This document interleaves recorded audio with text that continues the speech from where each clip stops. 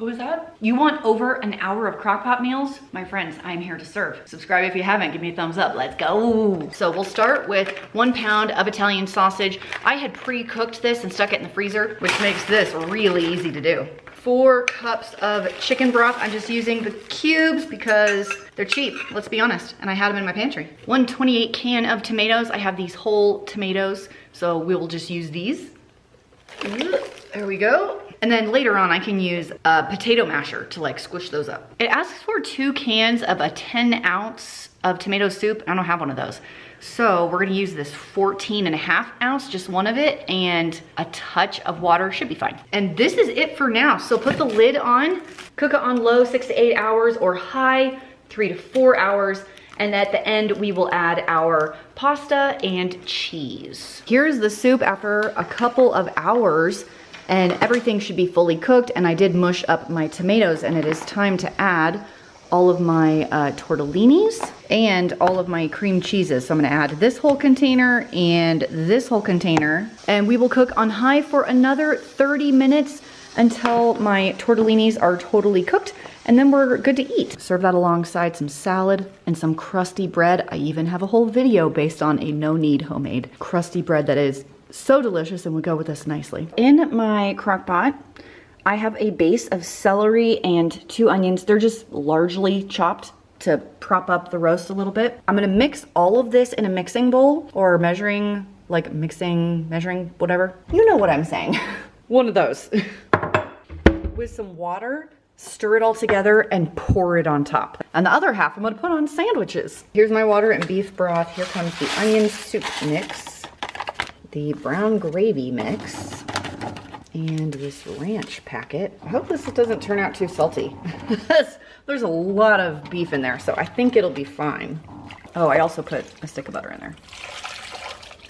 Lid on, it's on high. We'll tuck that back in the corner and check on it later. I shredded the beef and stuck it back into the juice, and we're just gonna serve this with the leftover baked rice and green beans from last night. Italian sausage and vegetables, and anytime you put spicy Italian sausage in a dish, I'm pretty much gonna like it. I have 1 package of spicy Italian sausages going down in the bottom. I have 4 small zucchinis, 1 small onion, and 2 yellow potatoes. All of this is going on top. Chopping these veggies is really the only prep work. 128 ounce can of petite diced tomatoes, whatever brand you prefer. Now for the spices. 1/2 teaspoon of garlic powder, some crushed red pepper flakes. Now, I'm a fan of crushed red pepper flakes, but if you are on the shy side, since we did use spicy sausage, you can go on the low side or leave it out. That is totally up to you. Some dried oregano and dried basil. I will top mine with a little bit of kosher salt, because while the sausage is quite spicy and salty,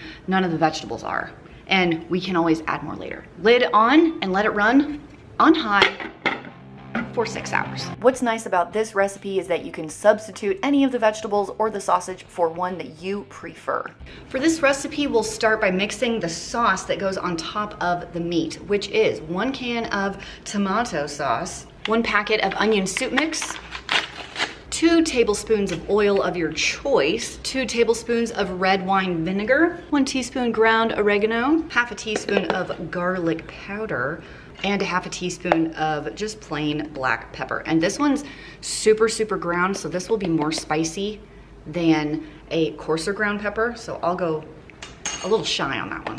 Give it some whiskey business and set it to the side, and we'll put the meat in the crock pot. On top of all of our round steaks, here comes the sauce that we mixed up a little bit before. Place 8 potatoes, whole like this, on top. So make sure you give them a wash and probably pierce them with a fork, because they're gonna essentially turn into baked potatoes. Cook on low for 8 to 10 hours or high for 5 to 6 hours, depending on the temperature of your crock pot. Mine tends to run a little on the hot side, but this is round steak after all, and it does need to be cooked a lot longer than a lot of other cuts of meat. I ended up taking everything out of the crock pot and mixing in a cornstarch and water slurry, stirred it all together and turned it back on high just to thicken up my gravy a little bit. And then when it came time to plate, I used these really, really large bowls, and I put 1 potato and a good amount of steak slices in them, and then poured the gravy all over the top. This was so good. Next up is some Creole chicken, and this was a hit at my house. So popular, everybody adored it. This is definitely a staple in the rotation from now on. So I took all the skin off of the chicken thighs and sprinkled all of it with a Cajun seasoning. Tony's is my favorite one. 3 cups of your favorite type of broth. I'm using vegetable broth because it's in my fridge and I want to get rid of it. 1 diced green bell pepper, 2 large diced tomatoes, 1 can of drained and rinsed red beans, 2 teaspoons of Cajun seasoning, give that a little stirry stir, and put all of our chicken thighs on top sitting in the liquid. Lid on and cook it on low for about 7 hours or high for 5 to 6 hours. For this taco meatloaf, we will start by mixing in a glass bowl the following ingredientes.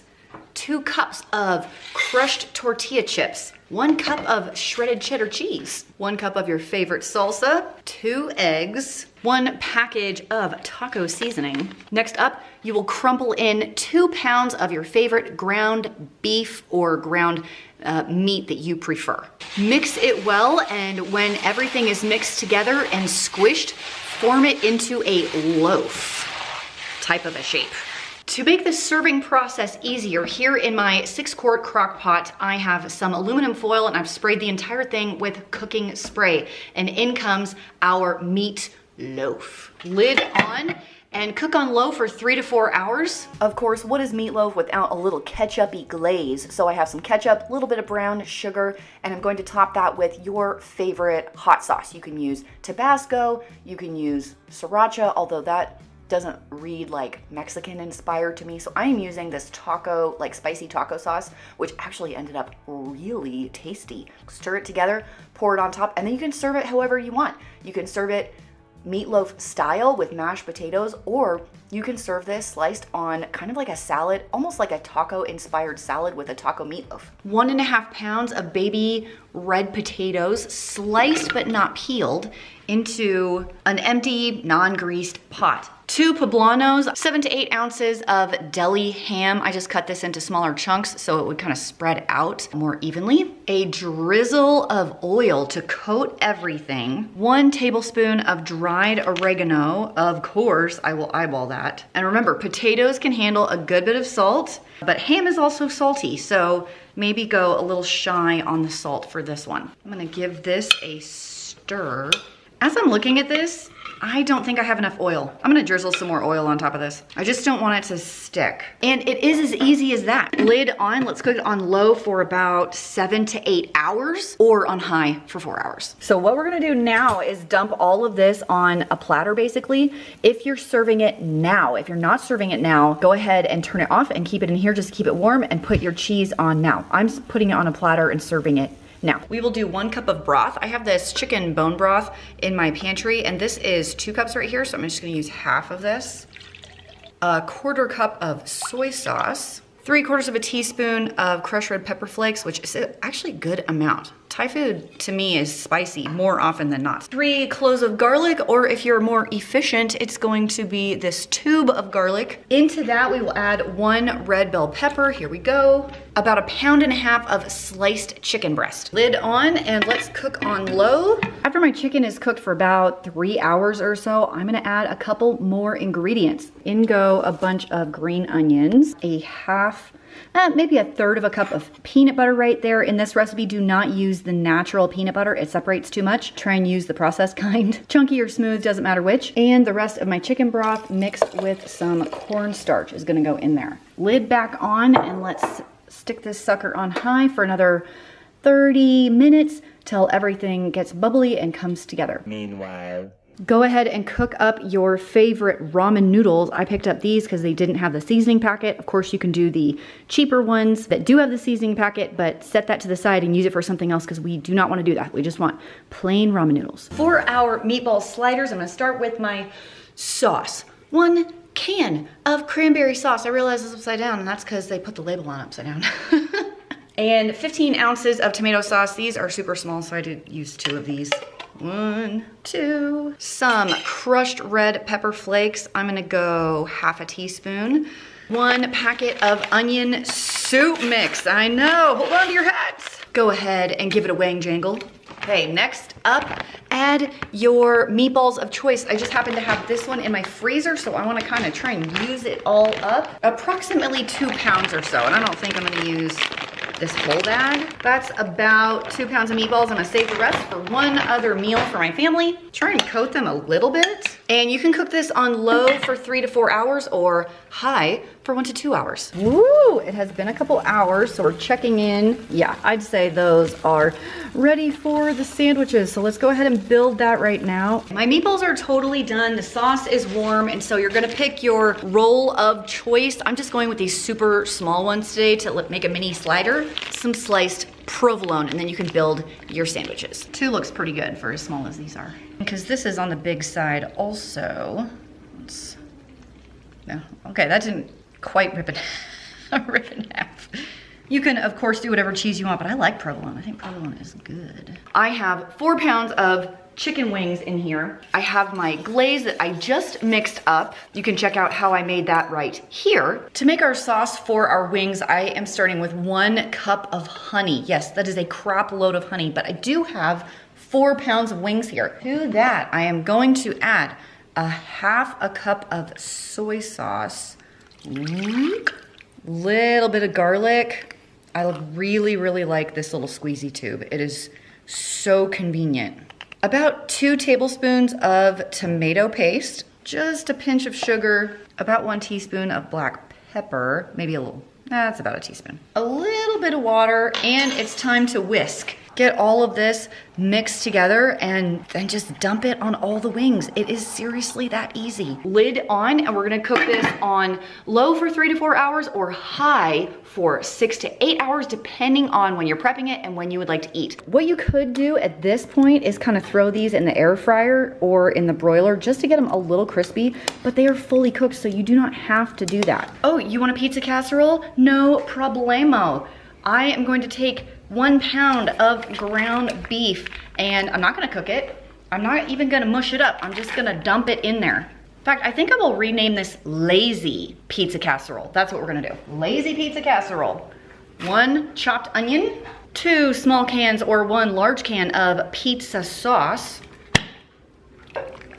Right on top just like that. 1 can of the pantry staple cream of mushroom soup. If it doesn't come out, is that a good thing or a bad thing? Is it a Dairy Queen Blizzard and they flip it upside down and you know the quality's good, or is it concerning? I mean, what do you think?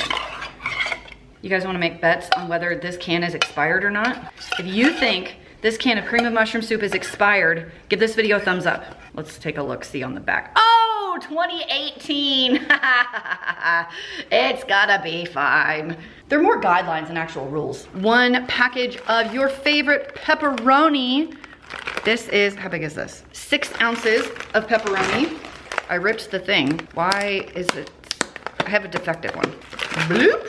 That's like all she wrote, guys. I guess I could spread it out a little bit. We're gonna cook this on high for a couple of hours. We're just trying to get all these flavors to come together and for my ground beef to cook. Then we'll come back in with our meat masher, mash this all up, and we will cook our pasta separately when it's time to serve. So, lid on, see you later.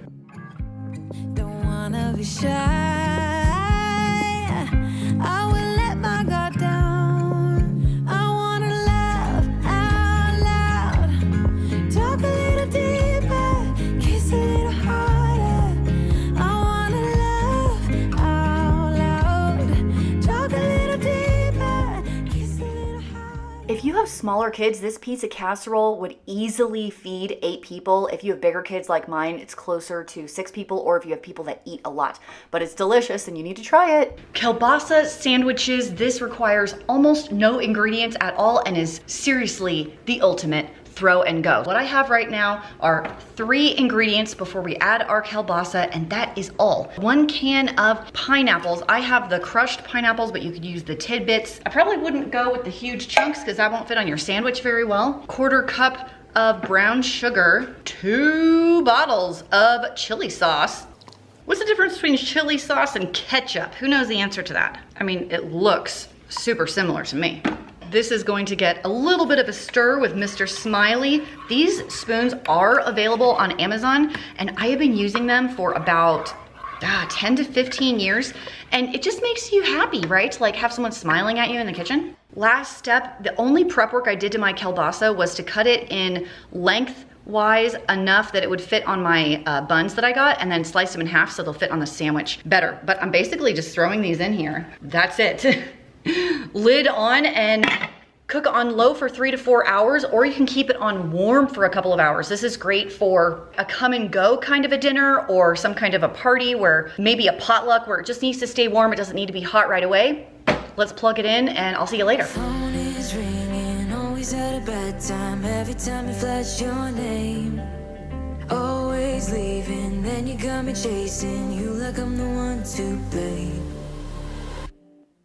Oh, I think you're so rude, don't wanna fight you, but you don't ever take a break, 'cause you love drama, forget the karma, no, you don't ever take a break. It's always about you, always about you. Oh, I don't wanna fight you, but now you're so rude, 'cause For dinner tonight, in my handy dandy slow cooker, we will make a meatball soup. And this is truly a throw and go. The only prep you need to do is to chop 1 onion. There it is. Any color is fine. And 2 to 3 cloves of garlic. And if you don't want to chop those, get one of those squeezy tubes. I don't have that, so I actually did chop my garlic today. There it goes. Next up, 2 cans of chili beans. And because it has a pop top, I don't even have to like get out a can opener. Highly convenient. Chili beans is not something I buy very often. Do you buy this often? What do you typically use this on? Because I normally just use dried beans that I cook myself, so this is branching out for me. About 30 ounces of beef broth. Usually I use the bouillon stuff, but I am out of it right now, so we will use this one. 1 jar of whatever spaghetti sauce you want. I just happen to have a bunch of these ragu in my food storage from an awesome Ibotta deal several months ago, so this is a great way to use it up. 1 tablespoon of Worcestershire sauce. I don't really measure this. I think Worcestershire is kind of like vanilla and brown sugar. Like a little bit is good, more is better. 1 teaspoon of Italian seasoning. I'm gonna eyeball this today, no need to measure. That's about a teaspoon. Green smiley face spoon in the house. Give this a little bit of a stir before we add our last 3 ingredientes. Time for the meatballs. I have 2 pounds of fully cooked Italian style meatballs just from Wally's World. 1 bag of mixed vegetables. And 4 cups of cabbage. I didn't feel like chopping a cabbage, so I got this bag of coleslaw. It'll work just fine. There are a ton of veggies in this soup, and I'm using an 8-quart slow cooker. And look at this, we are almost at the top. So I would not make this in a smaller one unless you probably half the recipe. Get some of that down in there. Like, look how full this is. And the cabbage, well, most of the vegetables are gonna cook down and release a lot more water. Don't forget, you can always take the lid off and turn this on high to evaporate some of the extra liquid. Lid on, cook it on low for 9 to 10 hours or high for 5 to 6 hours. See you in a few.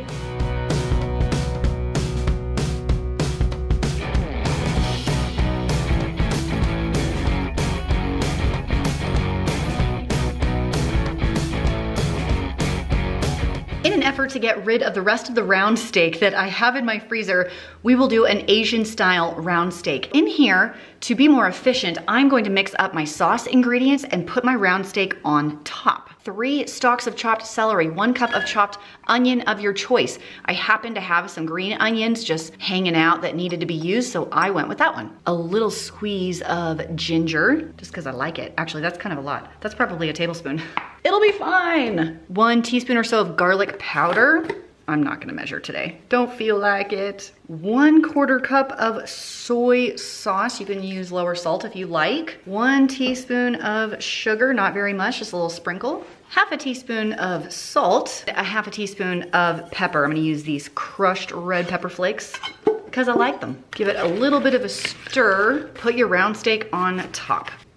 This is 2 pounds of round steak. It's still pretty frozen. I'm gonna put the lid on, put it on high, and cook it for 4 hours. I follow your heartbeat, keep on moving to the drums now, to the drums now. I follow your heartbeat, to Here come the rest of the veggies. I have 1 red and green bell pepper sliced, 1 15-ounce can of tomato sauce, 1 can of drained bean sprouts, 1 can of drained water chestnuts. If you like water chestnuts, give this video a thumbs up. I like how crunchy they are. I'm gonna put the lid back on. These are gonna go for about another hour. While these cook, I'm going to slice my round steak and throw it back in as soon as it is sliced.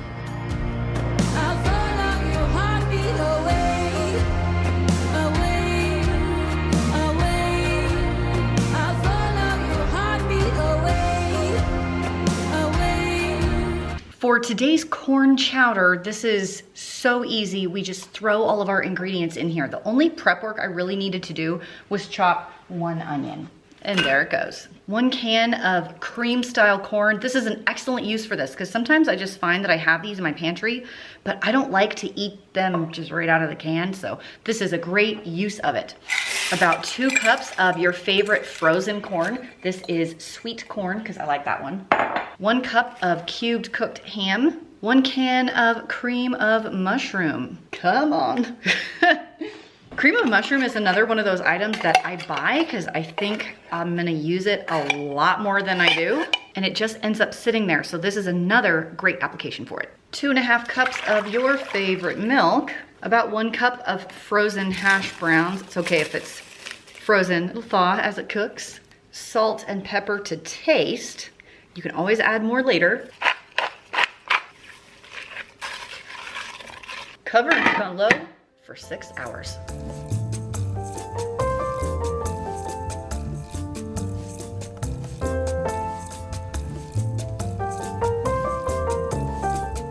To start off our sauce for this chicken and noodle dish, we will use the ever standard in the pantry cream of chicken. If you're anything like me and you buy it because you feel like you should buy it and then it sits in your pantry forever because you don't know what in the world to use it for, I have a solution. It's gonna be this meal. So 2 cans of your cream of chicken.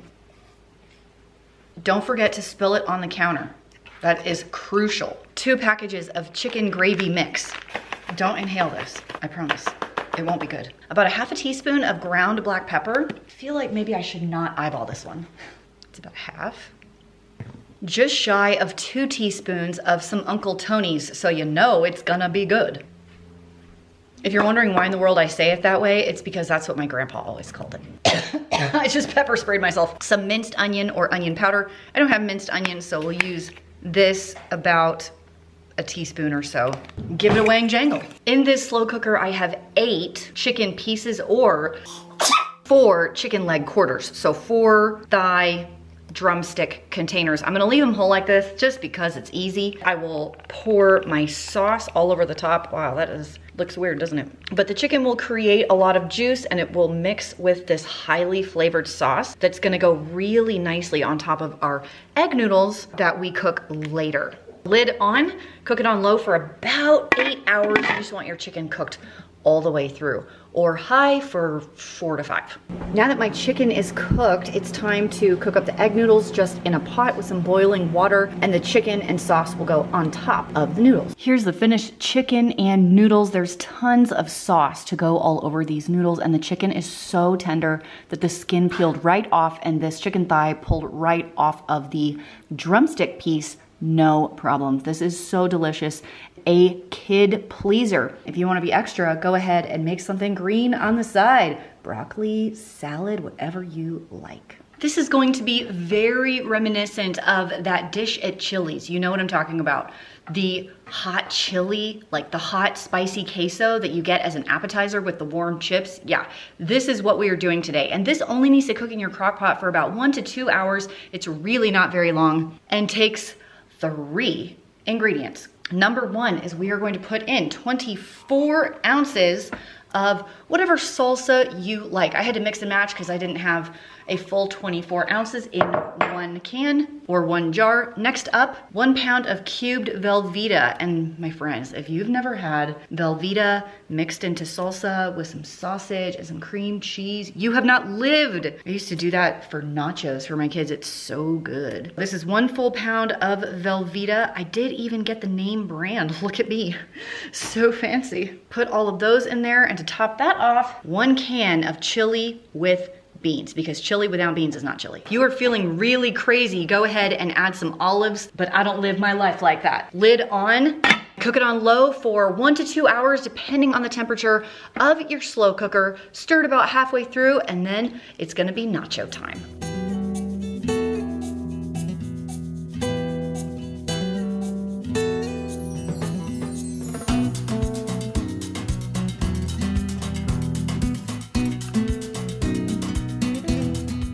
Step in making my Chinese pork ribs is to mix up my sauce, which is so simple. There are only 4 ingredients. Soy sauce. I have a reduced sugar orange marmalade. This one's technically a no sugar, but you can do a reduced. That would be just fine. 3 tablespoons of your favorite ketchup, and I will eyeball this. 1, 2, 3, and about 4 cloves of chopped garlic.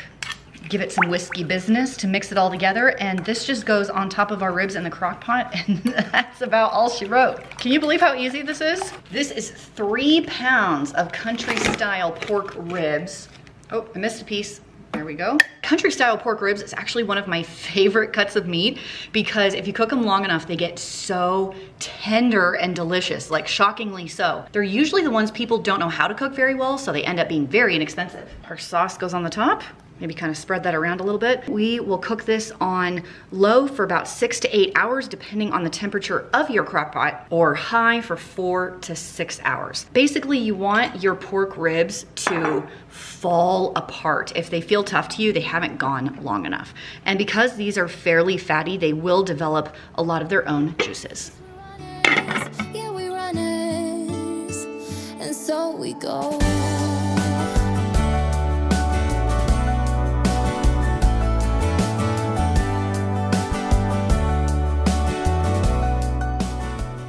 If you make nothing from this video but one thing, please make it be this.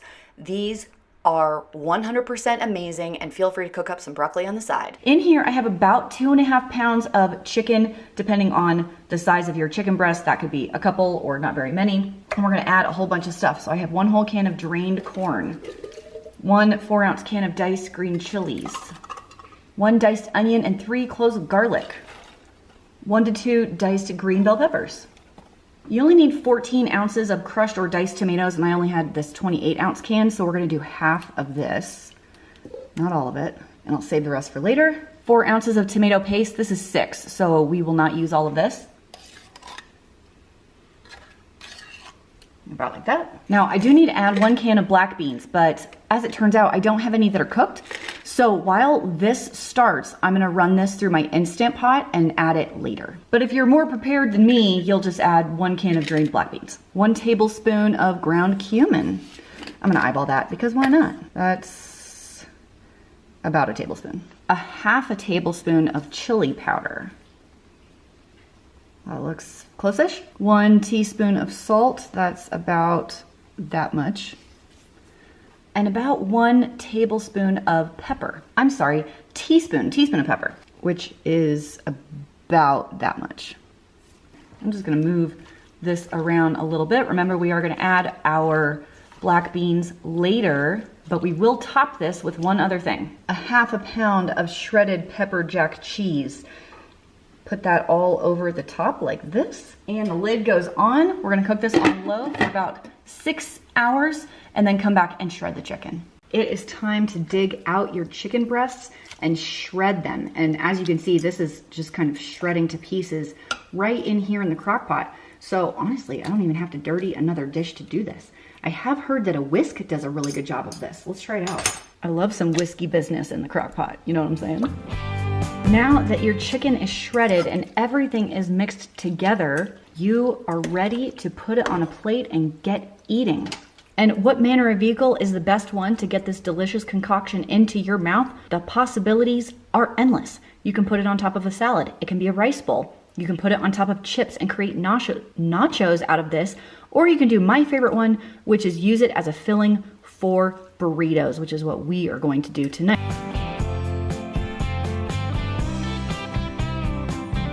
What do you say we make some crock pot mac and cheese today? For some reason, I always have a ton of elbow pasta in my house. I don't know why. Why is this the one that I always have so much of?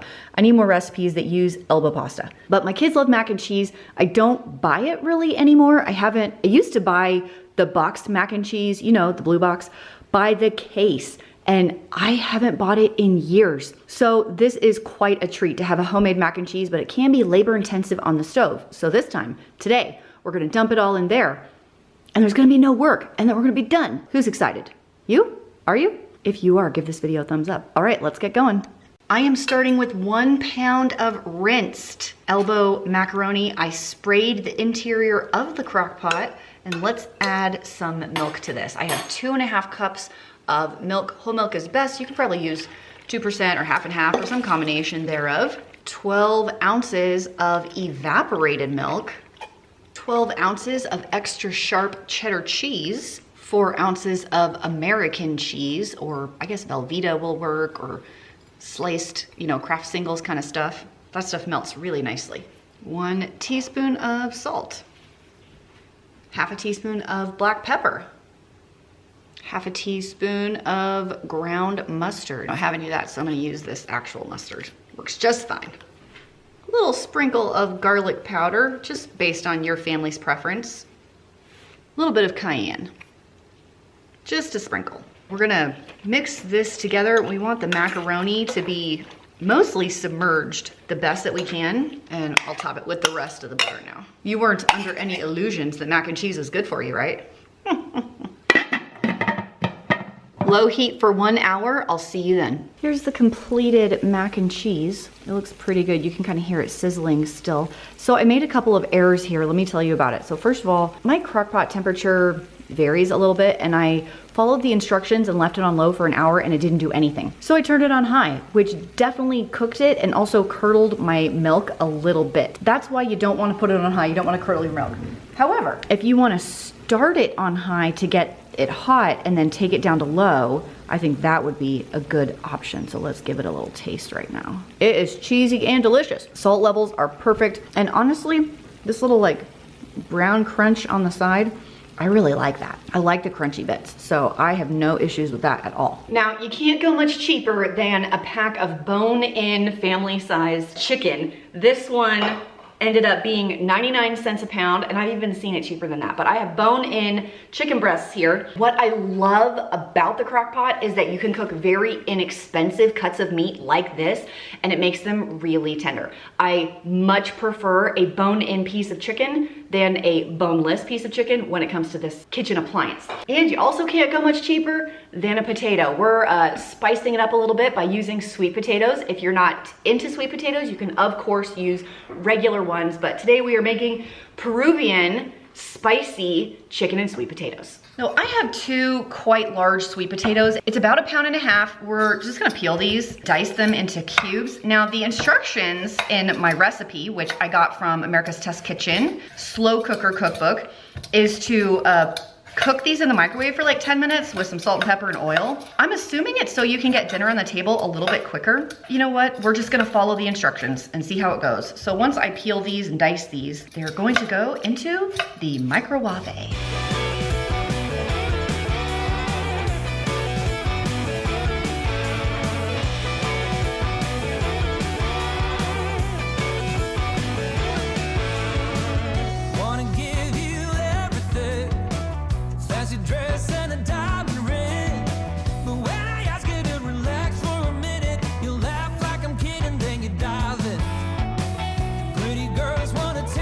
My sweet potatoes with oil, salt, and pepper is covered in the microwave, and this is supposed to cook for 10 minutes. Boom.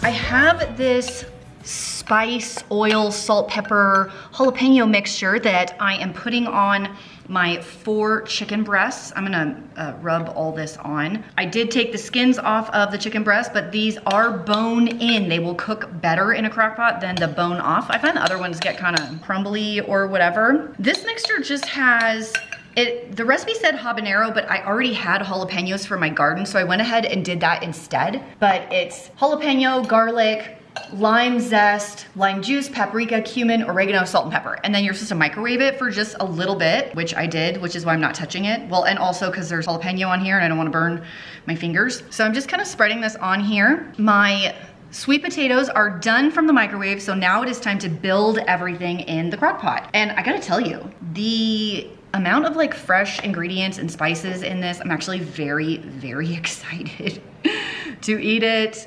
It looks amazing. In my crock pot, it's time to put everything. Here are my sweet potatoes that were microwaved, and it is hot, holy moly.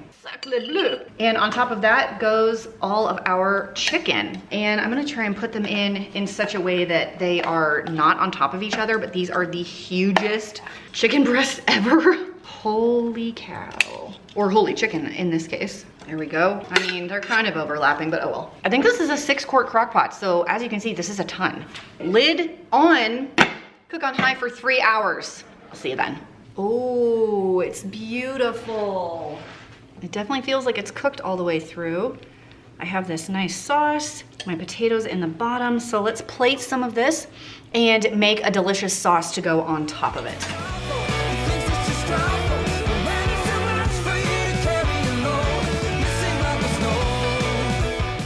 To make our sauce, I have a ½ cup of mayo right here, about a teaspoon of sugar, some more lime zest, and the juice of approximately half a lime. And we'll kind of mix that together. I feel like a whisk would make more sense. I think we're gonna go with the juice of an entire lime, some salt and pepper, a little bit of salt, a little bit of pepper. Mix one more time. There we go. And we can drizzle our sauce on the chicken and potatoes. Here we go. This is a huge amount of chicken. Absolutely enormous. And I don't know why I have not thought about cooking sweet potatoes in my crock pot more often, but I really should. Those are delicious. Today I will be making 2 desserts. Well, they're the same dessert, but I found 2 different recipes, but one is not exactly going to go as planned, but we will proceed anyway. For our first go at my cinnamon pull-apart rolls, I have the following ingredients. A crock pot. Okay, it's not an ingredient, it's a tool. Sugar, cinnamon, more sugar, butter. The brown sugar and butter are melting on the stove right now. 2 cans of flaky biscuits, size 16 ounces each. Now the instructions say to spray your crock pot with a non-stick spray. Oh my gosh.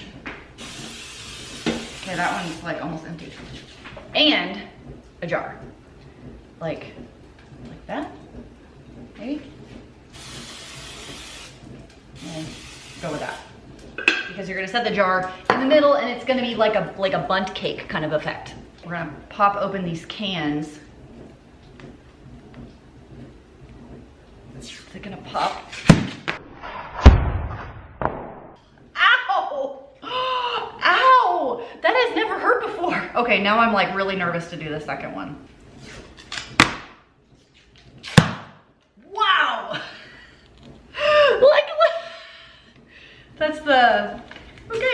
That's the most that's ever popped before. Holy smokes. Wow, that like really hurt my hand. Okay, be warned, those are dangerous. And I'm gonna use these to cut each biscuit into 6.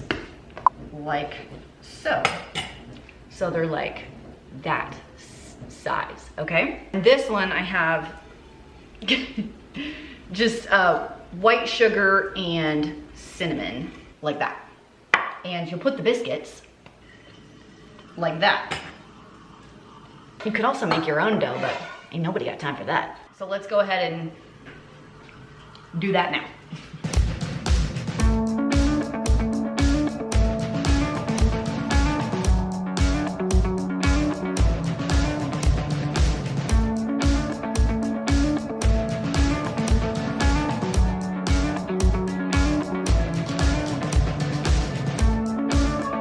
instructions say to pour the rest of the cinnamon sugar on top if you had any left, and I had a bunch left. So there we go.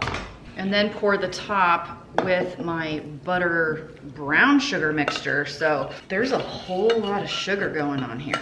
Oh, like a lot. We are going to put a clean kitchen towel over the top like this. Top it with your lid, and we're gonna cook on high for 1 hour. At 30 minutes, we're gonna lift the crock piece, spin it 180 degrees so it cooks evenly. That's what the instructions say. So we'll check back in an hour. We'll see you then. Do you remember that one time that I told you it was gonna be done in an hour? I lied. It's 1 hour, spin another hour. So it's been 2 hours, so now it's done. Almost smells like it burned. I mean, it looks pretty good, but this side over here looks very dark. So we're gonna flip it over and see if I can salvage it at all, I guess. All right. Are you guys coming to show Fingers me? crossed, is it gonna work? I can't. I think you also need grips. Okay, there we go. All right. Actually, it doesn't look that bad. That's the burned side right there. Do you see how dark that is? But that looks okay, that looks okay, that looks okay. And that's a little dark there, so maybe we'll eat all of that. Okay, taste test commencing now. That one looks crispy, and I kind of like it when it's a little crispy. Yeah, it's really soft right here. Uh-huh. Like monkey bread. Ooh, it smells really good. It also smells hot.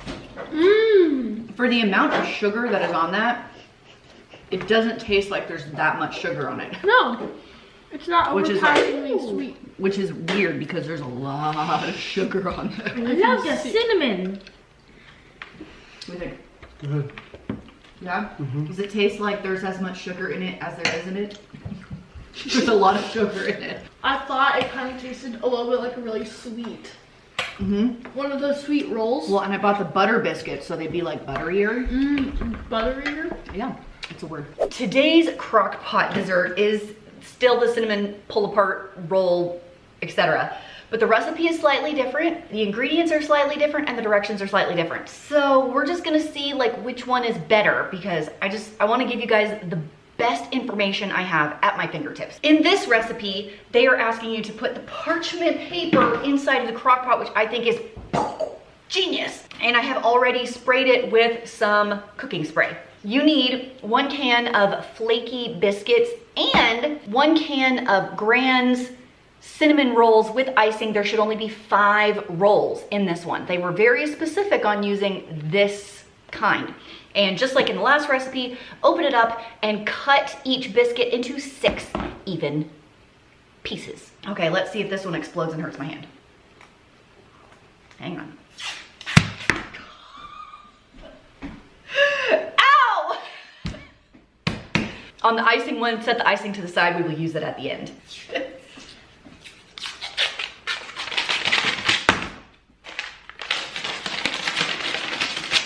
Why you gotta do that to me? All right. Where's the lime? Okay. There we go. All right, let's chop these into pieces.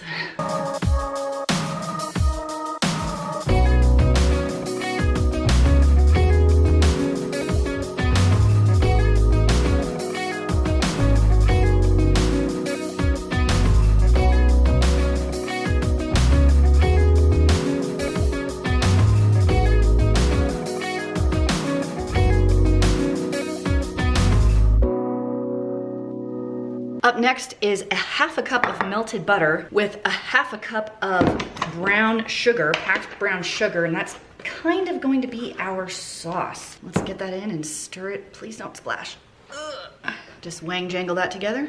Okay, that looks pretty delicious. I mean, that's how cookies are made, is butter and sugar together. So, okay, set that to the side. Here's where the video gets a little tricky because the recipe asks for McCormick's breakfast apple cinnamon seasoning packet topper. What is it called? McCormick Good Morning Apple Cinnamon French Toast Slow Cooker Breakfast Seasoning Mix. Blech. Oh my goodness. Now I went to 3 stores looking for this product and I can't find it. So I'm wondering if it was a seasonal thing or They tried to launch it, it didn't do well, and they quit making it. It's supposed to kind of taste like apples and French toast. I don't have any apples or like French toast seasoning. So instead, I am making up my own recipe right now. I found this butterscotch pudding in my pantry. We're gonna take this and we're gonna mix it with white sugar and cinnamon. Sprinkle all of our dough with this. It's gonna be great. Let's get started.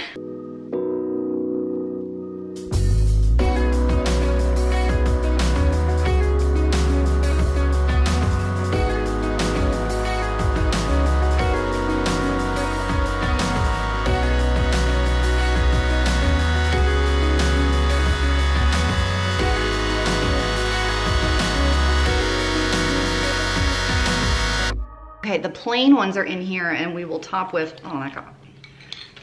Let's restir this. We're gonna top with half of our brown sugar butter mixture. Oh, it's very sticky and sugary. I hope you guys didn't think you were gonna get a healthy recipe today. But that's not what we're doing. And now come the cinnamon roll bits. Whoop. What if I just like poured all of it? Right? Okay. And dump the rest of this on top. Don't leave all that extra stuff. Come on. That's the best part. I don't know that I can spread it out very well, but you get the idea. Now, just like with the other recipe, we're gonna take a clean kitchen towel over the top, then the lid, and it's gonna cook for about 2 hours or so, but at least in this one, they did say to check it every 30 minutes, rotate it around, make sure it's not burning. I'll see you guys in a while. Oh, make sure you plug it in and turn it on high. Okay, this has been about an hour and 45 minutes. And what I notice is that it is not getting burnt on the sides like the other one. So I don't know if that's the parchment paper that's protecting it or the fact that I didn't have the hole in the middle, so it's like shallower. I'm not sure. It feels, I'm just trying to see if it's like gooey at all. It doesn't feel gooey, but it does feel soft. I think it is time to pull it out and drizzle my icing on top, and then we're gonna do a taste test. I will say, taking this out with parchment paper is way easier. Like, way easier. It smells a touch dark on this side, but it's definitely not as black as the other batch was. Parchment paper for the win. Ah, it's coming out in chunks and not a drizzle. How sad. Okay, get on. What do you think of that, Tyler? Looks pretty good. Looks pretty yummy. Hey, do you guys want to come try this? How much do you want me to take? I don't want to feel greedy. I don't know, like a chunk like that, and make sure you get the bottom because that's where the saucy stuff is. How about that? Whoa. Okay, go sit down. These are small. This looks really small. Yeah, grab a fork.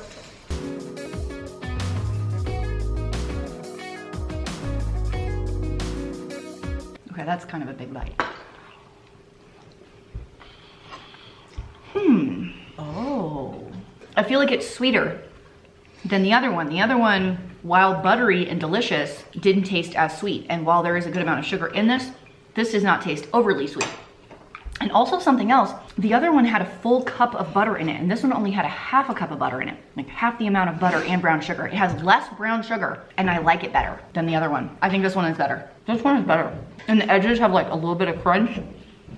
Crunch. Where the brown sugar got like boiled a bit. Oh, pretty good.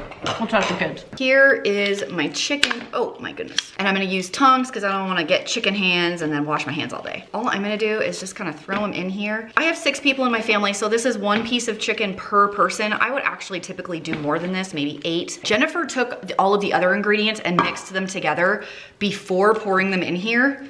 And because I'm efficient, I'm just gonna pour them in sans mixing. And I don't want to dirty another dish. I'm really helping you guys out here. You could do it the other way, but you also don't have to. Okay, she used, wow, that is like shockingly red. Is that disturbing to you guys? That's a little disturbing to me. Jennifer used a Western dressing, but I cannot find that here in Idaho, which is weird because I do live in the West, but whatever. I can't find a lot of things around here. 1 package of this onion soup mix. So we'll give that a little sprinkly sprinkle like that. This stuff makes really good roast also. And 1 can of your cranberry sauce of choice. Cranberry jelly, cranberry sauce, whatever. Fingers crossed it has the can lines on it. Oh, did I get it? Do you guys see it? Hang on. You see those ridges? Yes. Now that's the kind of cranberry sauce you want. I'm just kind of spreading it out just a little bit. There we go. Oh no! Lid on. That's all she wrote. That is so fast and easy. I guess the real trick is figuring out what you're gonna have as a side dish. We're just gonna leave this for several hours and I'll meet you back here when it's time to make the side dishes for dinner. You could go as easy as you want. Open some canned green beans and like call it a day. Okay, here's my rice side dish. We're gonna use a 1/2 cup of butter, so that's 1 stick, 1 cup of rice, which I need a little bit more than this, 3 teaspoons or cubes of chicken bouillon, 3 cups of boiling water, and we're gonna put this in the oven for 1 hour covered, like this. And then, whoops. And then once we're done, we're just gonna pull it out and it's gonna be done. And then here are my carrots that I had in the freezer, so I'm just gonna peel these, give them a rough chop, and stick them in the air fryer for some air fryer carrots. Okay, I didn't use the entire stick of butter, maybe 2/3, because I remembered in my notes that it's like very, very buttery, so I cut the butter back just a little bit. Here come the 3 cups of water with the chicken bouillon in it. All right, there we go. And maybe like just a little stir like this. Lid, 350 degrees for 1 hour.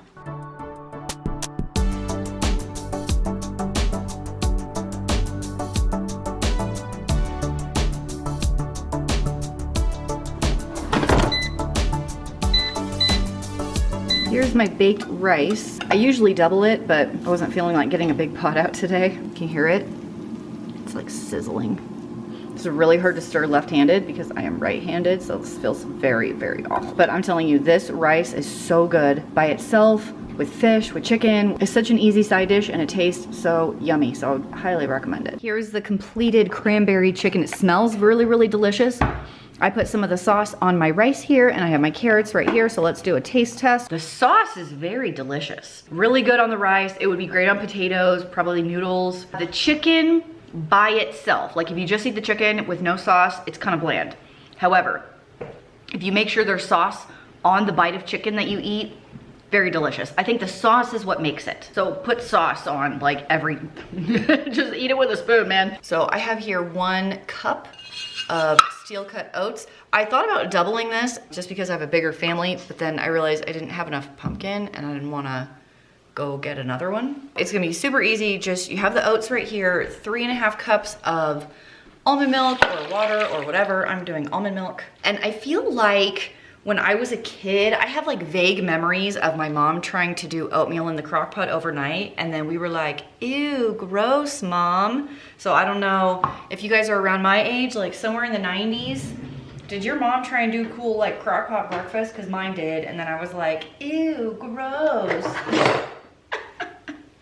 1 cup of pumpkin, which I thought about not measuring, but I'm gonna measure it. That's close-ish. So in goes the pumpkin. The recipe does say to add honey, but I think I'm gonna leave this sweetener out completely until tomorrow morning so we can add to taste at that point. So I'm just gonna leave that out for now. Okay, just a little sprinkle of salt. And it says pumpkin pie spice, but I have never bought that in my life.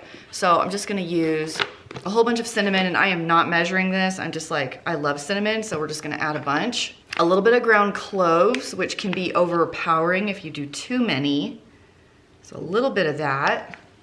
And ground nutmeg, which I feel like you could probably use a little bit more and it would be all right. And that's really all it is. You could probably do this in the Instant Pot morning of. In fact, I do that quite often with steel cut oats. I just put 1 cup of the steel cut oats in the Instant Pot with 3 cups of water before I go run when I used to go to the gym, and set it to go. You only set it for 3 minutes, but I let it sit just on like a natural release until I'm back from the gym. And then as soon as I'm back, it's done and ready to go. So it's like set it and forget it kind of a thing. We are gonna, well, I gotta plug it in, Christine, good grief. And it is on low, and I gotta find the lid. And just let it go for 8 hours, and I will see you guys in the morning. It is the next morning, and when I got up, my family had already attacked the oatmeal. So unfortunately, I cannot try it for you, but I'm gonna do my best to tell you how it went. Flavor profile wise, it was fine. Serving size wise, way too small. Dave said it was basically like 1.5 servings, and that is it. My family eats a lot of oatmeal. When we eat oatmeal, I would have to like triple that recipe, which is a ton of milk. He said our crock pot runs too hot to leave it on overnight. So I'm wondering if I had put it on low instead. No, I said it wrong. I'm wondering if I had put it on warm instead of low and maybe let it run a couple hours longer. So I think as it sat, it ran for about 8 hours on low, which was way too hot, just because my crock pot runs hot. If it had been maybe, like, let's say I had put this together at like 7 o'clock last night, and then we ate breakfast at 7 this morning, so like 12 hours on warm instead of low, it would have been a lower heat and not maybe overcooked so much. This is going to be the easiest recipe for wings you have ever done. And since I found some wings on clearance recently at my grocery store, we're gonna add the entire package of wings. Don't put that in there. So this is about four pounds of wings or so. I had originally frozen them, but they are now thawed and in my crock pot / slow cooker, to which I will add 2 more ingredients: 4 cups of salsa and a ½ cup of brown sugar, and that is all. I'm using a combination. I have a couple open in my fridge. I have this one right here, and I don't think it's quite enough, so I will be opening this salsa verde as well. Okay, I ended up using all 3 jars that I had. Here we go. This is actually about 3 cups of salsa. It should be fine. Cooking doesn't have to be that serious. Now baking does have to be that serious, but cooking, not so much. Brown sugar time. That is a problem. Good thing I buy stuff in bulk. There's a 1/4 cup and there's a ½ cup. 1/4 cup, so I had to do it twice. That is literally all that you do. Lid on, and let's make sure I don't mess up the timing of this one. Low for 5 to 6 hours or high 2 to 3 hours. It has been 3 hours on high for my wings here, so we're just taking a little look-see. Just wanna make sure that they are cooked all the way through. Some of them look like they can go a little bit longer, so I think I'm gonna put the lid back on maybe for another hour. So maybe 4 hours is what we need on these wings. All right, I think they have definitely cooked long enough now. What I'm gonna do is dump these into a baking sheet and stick them in the broiler for a few minutes in the oven, just because I definitely want them to be crispy. So let's do that now. Oh, those look beautiful.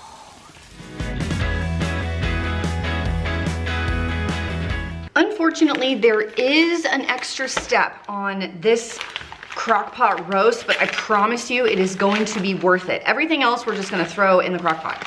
But this step, the season and sear of the beef, we do not want to not do. Is that a double negative? Did I say it right? This is totally thawed. We are going to season all sides of this roast with this Montreal steak seasoning. I get the big one from Sam's Club, and while I'm doing this, I have a skillet heating up on the stove. I will sear this entire guy at a high heat to get some nice color and flavor, because brown food tastes good. You can go generous on here. Like if it's not all over your counter, what are you even doing? I don't even have a measurement for this. I'm just like sprinkling it all over the exterior until it looks good, and we can move on over to my skillet. I have some bacon fat that I have kind of melted in here, and here comes my roast. Remember, I am just searing, so maybe 1 minute per side at a very high heat, and then we will put it in the crock pot.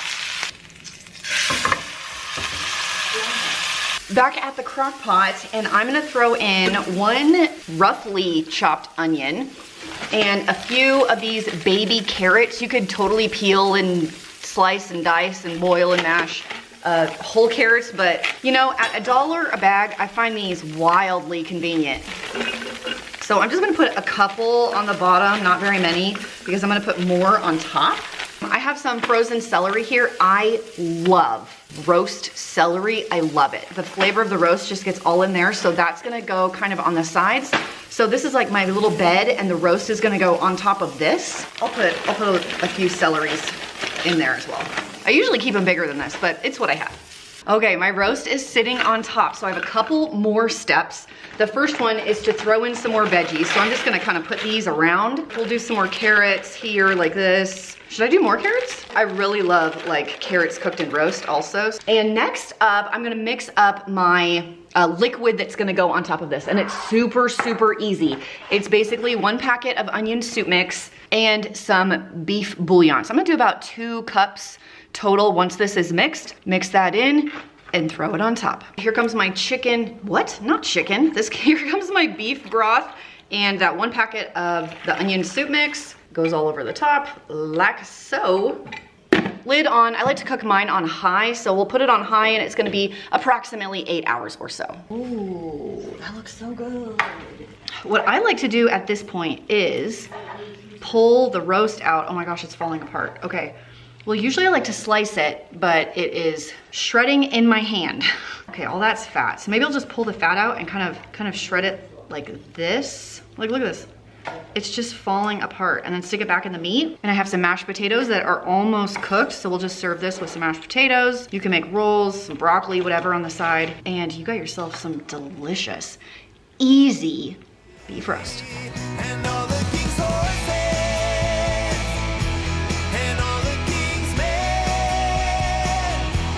they went driving. For this crockpot meal, I am going to be making something that I've almost never made before, ever, because I have all of this beef. We're gonna make beef tips and gravy in my Hamilton Beach over here. It feels like a bunch of ingredients, but it's probably gonna be fine. Got some beef broth, good old bay leaf, good old Worcestershire sauce, some garlic, some onion. My beef, this is 3 pounds of top sirloin as per the recipe request. You could probably use a different cut as well because it is gonna cook for a long time. So it says to salt and pepper this and then sear it in a pan. And I just feel like that's a really important step that we cannot skip. So I have my cast iron pan heating up right here. There is my beef. So we're gonna sear this in here after a good salt and pepper and then throw it in the crock pot. I am using some bacon fat in my pan. Oh, I also put the seasoned salt on this. So here we go. Probably do 2 batches of this. My beef is seared and I added in 1 bay leaf and some garlic right here. Let's add the rest of these few ingredients. I have 2 cups of beef broth here. And it was just this better than bouillon stuff. If you don't tend to keep the canned stuff or the boxed stuff in your house, like I usually don't. I like this stuff a lot. I think the flavor is very good. 1 tablespoon of Worcestershire, which is a lot. A lot. I love Worcestershire with beef. I love it. I think it's so good. 1 teaspoon of Italian seasoning. Gonna eyeball like that. 1 teaspoon of dried thyme. Again, another good eyeball. And that is all she wrote. So this is gonna go on low for about 7 to 8 hours, and then we'll do a cornstarch water mixture to make a nice thick gravy. I'll see you then. 12 seconds later. Don't forget to add the onion. I chopped it up and then totally forgot to throw it in there. 1 chopped onion. I like mine rustically cut. 7 hours later. All right. Oh no, I've steamed up the camera. I have 3 tablespoons of cornstarch mixed in 2 tablespoons of water going in there right now. Just kind of mix that in a bit. Let it, I don't know, bubble for another 10 to 20 minutes until it's nice and thick, and then we can serve it over top of rice, buttered noodles, mashed potatoes, a baked potato. It kind of doesn't matter. I have some leftover rice from the other night, so we're just gonna use that up so I don't have to make anything extra. The time has come. Woo! We have a thick gravy. Let's pull out this bay leaf.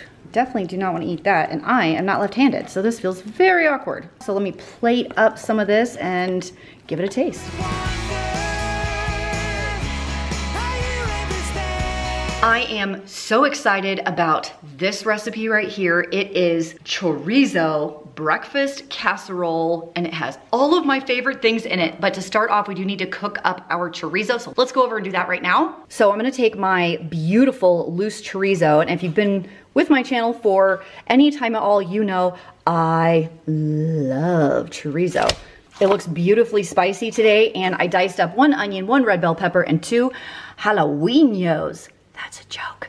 and we'll saute all of these together, kind of brown up our meat, crumble it up. Okay, now that that's done, let's get to layering our goods. So we're gonna start with our sprayed slow cooker. This is a 6-quart, I think. And I have 30 ounces of these shredded hash browns. And you do wanna thaw these a little bit. I'd say these are like half thawed. And we're gonna make basically two and a half layers. So I'm starting with a layer of the potatoes. I'm gonna put on half of my cooked chorizo, however you wanna say it. And I do realize it, you know, it's like all going in my mouth together, but I like the pretty layers, you know? Like ogres are like layers. Ogres have layers. And then a layer of a Mexican style cheese. This is the one I have today, this thick cut one. You can use whatever one you want. Just gonna grab a really generous handful and kind of go over the top of that. And rinse and repeat. Don't make me dance to the tune that you're humming. No, my body don't. Top with the rest of your potatoes here. Now that we have all of our layers in here, it's time to add our eggs. So I have 12 eggs with 1 cup of milk beaten right here. And don't forget to add some salt to this. We want to salt each layer of our dish. The chorizo is quite salty. The hash brown potatoes already have salt in them, so we do want to salt our eggs as well. Pour this all over the top. Now, this only takes 4.5 hours on low, or you can crank it up to high, go for 2 hours, or my crock pot cooks really, really hot. So what I could do is turn this to keep warm, which is actually a really hot function on my slow cooker, and leave it overnight while you're sleeping for 8 to 10 hours. Check it in the morning. We are actually gonna be doing breakfast for dinner tonight, so I'm setting this up at about noon. I will see you for one of my kids' favorite dishes, any type of breakfast for dinner. It's always a kid pleaser. Oh, it has been 4.5 hours. So sizzly. I'm gonna see if I can scoop some of this up so you can see it. I think this is the best way to do it, with just a spoon. Look at those layers.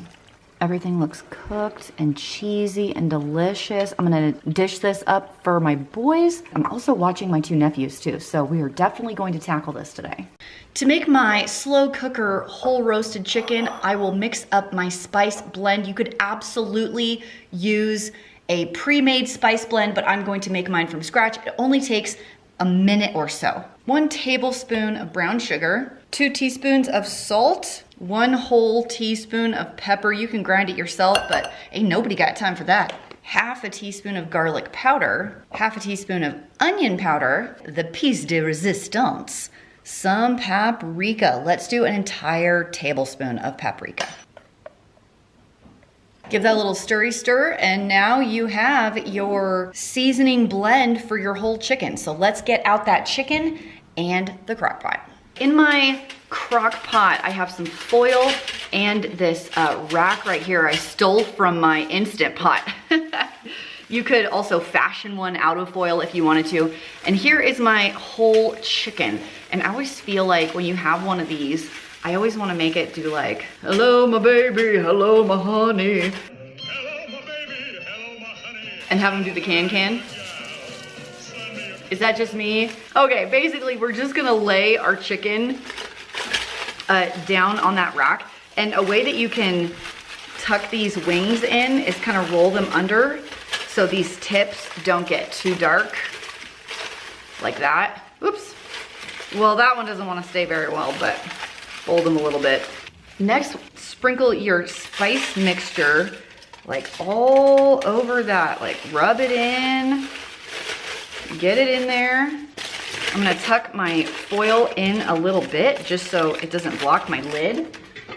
Lid goes on, and cook it on high for 3 to 4 hours until the chicken is cooked through. Now, obviously all slow cookers vary in their temperature. So if you need to go a little bit longer, like use your judgment here.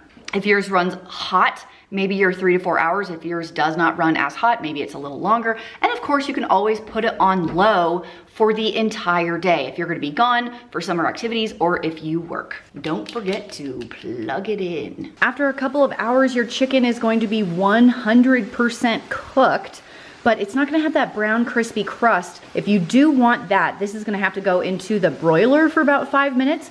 So let's go ahead and transfer this to some kind of roasting pan or glass baking dish and throw it under the broiler for a few minutes so we can have that nice, crispy, most decadent chicken skin. See your shortcomings, you'll be running when I raise the black flag. This slow cooker side dish starts with a mixing bowl and a skillet. I know, weird, right? I have 1 pound of fingerling potatoes, which by the way, I had to go to 3 stores to find. We'll season our potatoes with a little bit of olive oil here, maybe about 1 to 2 tablespoons, some paprika, maybe 1/4 to 1/2 teaspoon.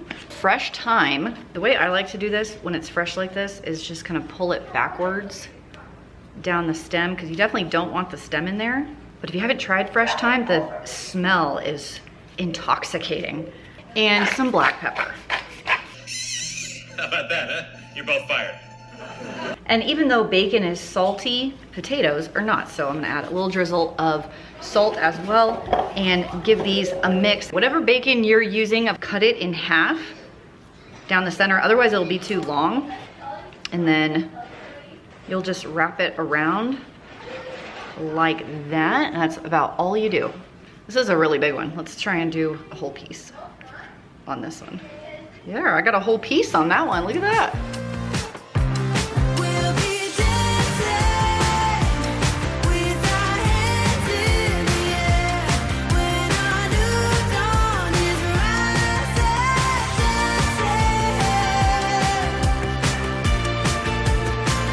to the break of dawn. Once they're all wrapped, it's time to go over to our skillet to give them a quick sear, and then we will transfer them to the slow cooker. You can't keep me in a cage made of tired ideas. It's rusting out faster by the day. Oh, where your leaves are. After just a few minutes, you're essentially trying to get the bacon to render some of its fat and tighten around the potato, which we have done here. Clearly they're not cooked, the potatoes are not cooked, so they're in my slow cooker. I have about 3/4 of a cup of chicken broth down at the bottom. The lid is going on. Ooh, there we go. And we will cook on high. Wow, I need to wipe that off. We will cook on high for 3 hours. I feel like this is the perfect side dish to make and then walk away. Do all of your errands. You can make the main dish, the roast, the chicken, the steaks, whatever you want to do. This could also be good for a potluck kind of a situation if you wanted a fun and unique side dish. Try and find smaller fingerling potatoes than I found though. These suckers were really big. This slow cooker Italian sausage soup is something that I'm just kind of making up on the fly. I've eaten it as a pasta dish, but we're gonna turn it into a slow cooker meal because number one, I don't wanna cook all day in the kitchen. We're busy, we're out playing, and I wanna see if I can convert it to a crock pot meal. So I'm going to start with a couple of onions, like 1.5 diced onions in there. A little bit of garlic. You can chop your own, but I didn't because, hello, #lazy. It's like a tablespoonish of garlic. I have my Italian sausage. I cooked it on the stove. I took it out of the casings and crumbled it up and cooked it on the stove. So this is nice and cooked and browned up. Next up are some artichoke hearts. I have this quartered artichoke hearts. I am going to drain it and dump this whole can in. Do you like artichokes? I love them. I feel like they're so buttery and really mild in flavor, I think. About 1/2 cup of sun-dried tomatoes, whatever brand you want, but you do want them to be diced or smaller chunks. You don't want the big chunky ones because those are really hard to eat. If you've never tried sun-dried tomatoes or you think maybe you don't like them, I would give them a go in a dish like this where they're kind of really spread out. I think they have a really sweet flavor. I just think they're delicious. I probably wouldn't just sit and eat them out of the jar, but I love them. Okay, so I have about half of this jar in here and I'll stick that in the fridge and deal with that later. Next up is whatever chicken broth you want to use. And the idea is you have enough chicken broth to cover everything, you know, like a soup. And I'm a little shy there, so I'm gonna have to add a little bit more. Okay, I did water and a little bit of powdered chicken bouillon because I didn't have enough of the bone broth stuff, but That's okay. So now it looks a little bit like a soup, right? At this point, your lid goes on and you're gonna cook on low all day while you're going about your business. Just walk away, leave it alone. And when we're getting closer to the time to eat, we will add our pasta, some cheese, and then serve this up with some crusty bread. You will not regret it. I'll see you at the end of the day. Oh my gosh, I forgot the crushed red pepper flakes. Add the crushed red pepper flakes. Okay, glad I remembered before it got too late. That's probably a 1/4 teaspoon. It's not even that many. Okay, now walk away. Once it's cooked for a couple of hours and all the flavors have come together like so, I feel like I don't have enough liquid in here for the pasta, but hey, we're just gonna try it. So time to dump the pasta in. I have my heat on high right now, and we'll let it sit for about 30, 45 minutes and come back and check it.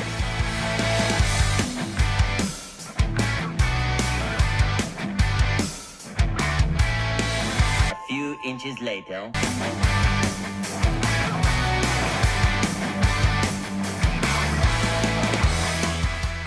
We're gonna make some beef crockpot fajitas, and I will argue the point that fajitas are indeed a sandwich because you put them on a bread-like item as your vehicle to shove them into your face. For my sauce, I have 1 can of Rotel. I went with the original. If you're shy on the spice, you can go with the mild, or if you're spicy, you can get the habanero flavor. As much garlic as you prefer. I'm gonna do a big squeeze like that because I like garlic. And of course, fresh is better, but when you're in a time crunch, this just makes sense. A small bunch of chopped cilantro. It's about a 1/4 cup or so. Don't worry, we saved some to top it at the end. 2 sliced up jalapenos. I feel like jalapenos are roulette with food, like Russian roulette with food, because some of them are not that spicy. Other ones are like, holy mother, I'm going to die. And you never really know which one you're gonna get. 1 teaspoon of chili powder, which is about like that-ish. And 1 teaspoon of ground cumin, which is about like that.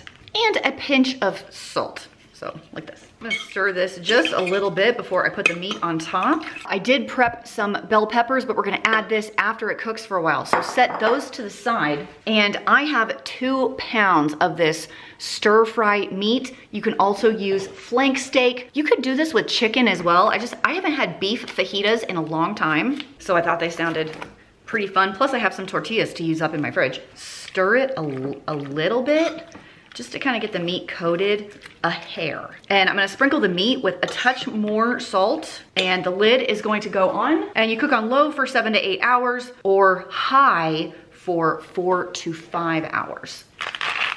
Yeah, just a little bit more salt on top. Low. See you in 8 hours. Okay, let's take a look at our fajita, beef fajitas here. It looks like everything's cooked all the way through. I don't have a ton of liquid in here, so it's a good thing. It is time to add the peppers. So here they go. I have a few onions in my freezer. I think I'm gonna throw in as well. Okay, here's some onions I had. We'll put the lid back on and let this go another hour until the peppers are kind of cooked through. I'm tempted to add just a little bit of liquid just because there's so little down. I think I'm gonna add about a cup of water just to get it going.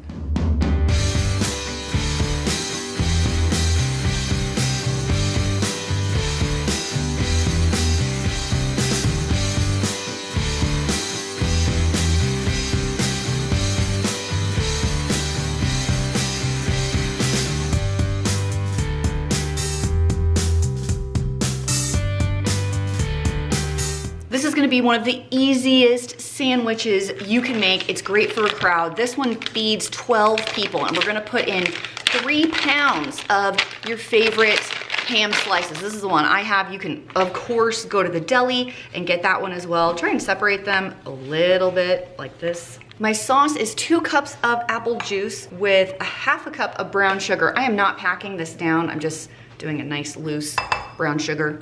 1 tablespoon of your favorite mustard, a 1/2 cup of sweet relish. You could use dill if you want to. I like them both, actually. Sweet or dill, tell me what your preference is. Haley prefers dill, I'll take any of it. 1 tisp of paprika. And like usual, I am not measuring that. That looks Make sure you throw it on the counter. I don't even know how that happened. It just like flung out of the thing. Get your sketchy whisk and mix that together. This goes all over our ham like this. We're gonna cook on low for 4 to 5 hours or high for 2 to 3 hours. And lunch is done. Thinking about the way that you know me. No one ever cared like you care for me. Oh, so hot. Okay, try not to steam up the camera. Here are the hot ham sandwiches. Just wanna kind of separate the meat pieces a little bit. When you build your sandwich, you get about 4 slices of ham per sandwich, and this can easily feed 12 people, like easily. And then you can put whatever you want on the side. You can do a crudité platter, you could do fruit, chips, doesn't really matter, whatever you want. So let me show you one of these. It's all different, you got every little string on me. The way you make me feel is crazy. How did you get so fly? You got me like, my. You got me like, my. Who doesn't love a delicious hot roast beef sandwich? Everyone in my house loves it. Into my 6-quart, I think it's a 6, or it could be a 5 to 6 quart slow cooker, whatever brand you like. I'm going to mix only 3 ingredients and then put my roast beast or beef on top. So here's what we have going on. 3 chopped celery ribs. I cut these pretty small because my kids don't like huge chunks of celery. If you were my mom, maybe you would leave these a little bit bigger. My mom really likes celery, like raw in salads. I don't really jive for that, but you know, she can do what she wants. 1 can of cream of mushroom soup. Do you want to make bets on whether this is going to come out when I flip it? Oh, not very well. All right, so I guess you can get a spoon to get the rest of this out. 1 envelope of onion soup mix. This is kind of a standard in my house for when I do a roast. It just has a ton of really delicious flavor. Okay, that goes in like this. This is not very liquidy, so I'm gonna add about a cup of water or so. There we go. Mostly because my beef doesn't have too much fat on it today. If you're using a larger chuck or rump roast, you probably don't need to add the water at all, but I'm gonna show you what I'm using. Instead of a roast, which is what you're supposed to be using with this, I have all of these beef ranch steaks, which are essentially sliced off of a chuck roast. I'm gonna use the equivalent of about 3 pounds of these packages and just kind of place them on top. Ideally, you would just have 1 3 to 4 pound rump roast or so, and that would be just fine. I just threw a piece on the camera. Oh my gosh. So I'm just getting all of these into this juice. We're gonna put the lid on and cook on, I like to cook mine on high, honestly, for about 8 hours, and then we'll shred all of this up.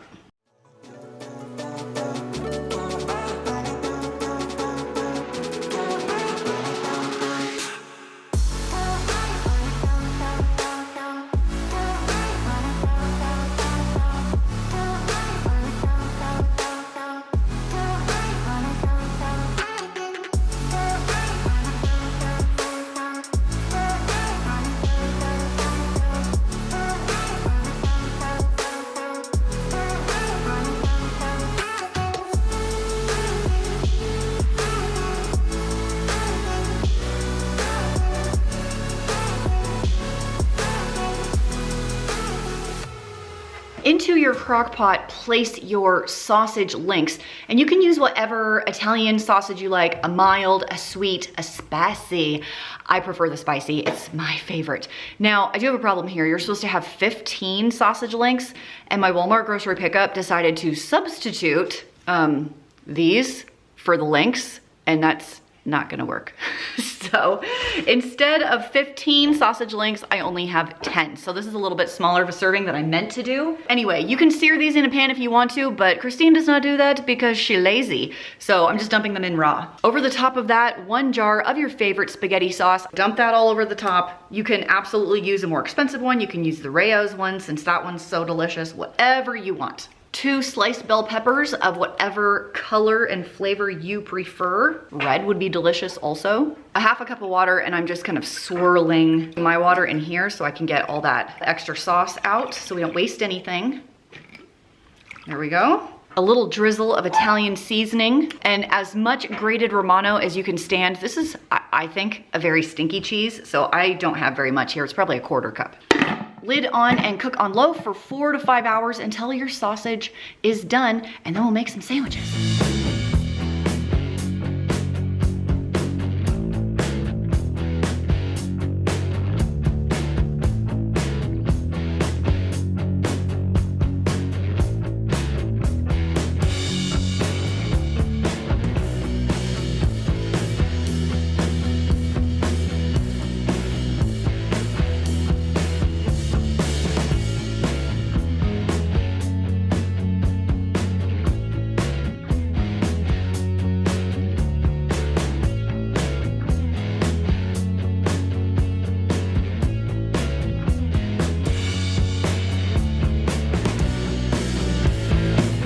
To kick off our ground beef and coleslaw soup or stew, or whatever you like to call it, we're starting with a large crock pot. In will go 1 pound of ground beef, browned with onion and garlic. And then we're just gonna dump a bunch of ingredients in. So next up, we have 2 cups of shredded coleslaw mix, pre-packaged mix.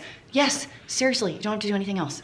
1 bag of frozen corn, hallelujah that I'm getting that out of my freezer. It might be a little freezer burnt, it'll be fine. I also like to live dangerously. 1 frozen bag of green beans, make sure you throw some on the counter. And then toss those in too, because you did wipe off your counter. 4 cups of spicy vegetable juice. I use V8, you can use whatever brand you find. Do any other brands even make that? I don't know. A 14-ounce can of tomatoes.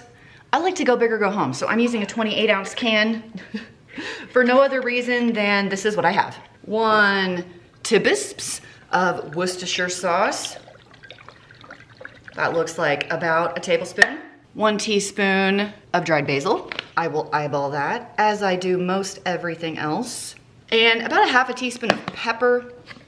We'll just give this a little drizzle like this. Plug it in, cook on low for, I don't know, 8 to 10 hours, high for 4 to 5 hours. I will check for salt later, but you don't know how the canned tomatoes are gonna react with the V8, right? So we wanna err on the side of caution, and we can always add salt later. Make sure you have a loaf of like garlic bread or cheesy bread ready to serve alongside this. Ooh, my no-knead artisan bread, that would be amazing. See you in a few hours.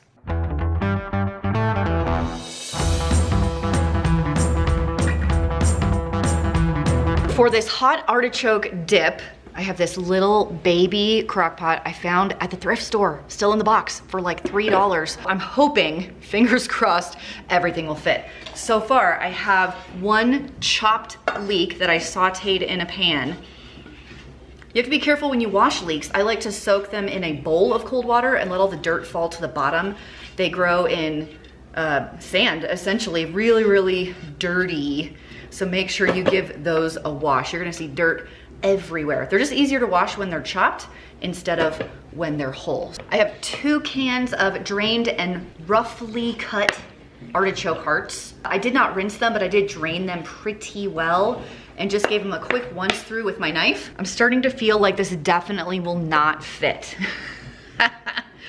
I still have 2 cups of mayo to go and some cheese.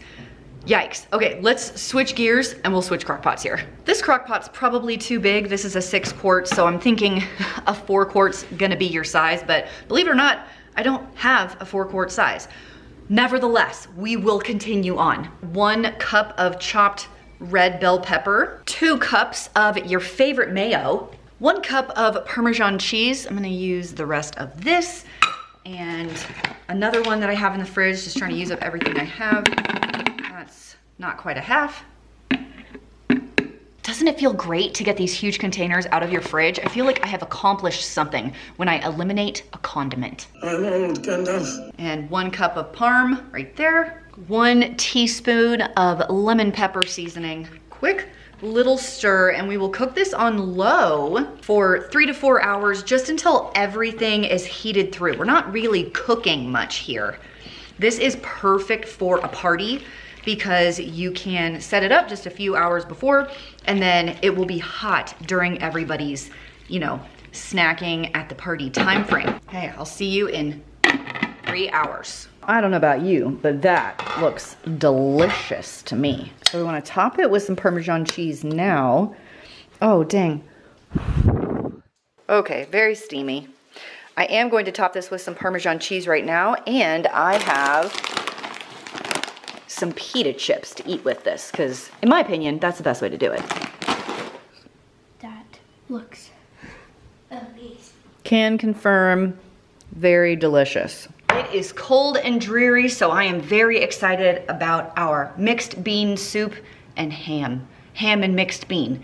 15 bean soup, as my grandpa would call it. I'd say you've had enough. So in my 6-quart crock pot, I think it's a 6 or a 7, I have a mix of 2 cups of beans that I soaked overnight, gave them a rinse this morning. This is a combo of small red beans, lima beans, garbanzo, and great northern beans. To this, I'm adding about 1 cup of chopped carrots and 1.5 cups to 2 cups of chopped onions, just because I like onions a lot. So I went ahead and did just kind of 2 small onions, whatever amount that happened to be. Also adding 1 ham steak that I cubed up, 2 bay leaves here that I will throw in. 6 to 8 cups of water, whatever you need to kind of cover everything. That was 7, that looks pretty good. The most important piece, let's do a teaspoon or so. I'm gonna eyeball it. I'm just gonna sprinkle it in like salt, kinda, about a teaspoon.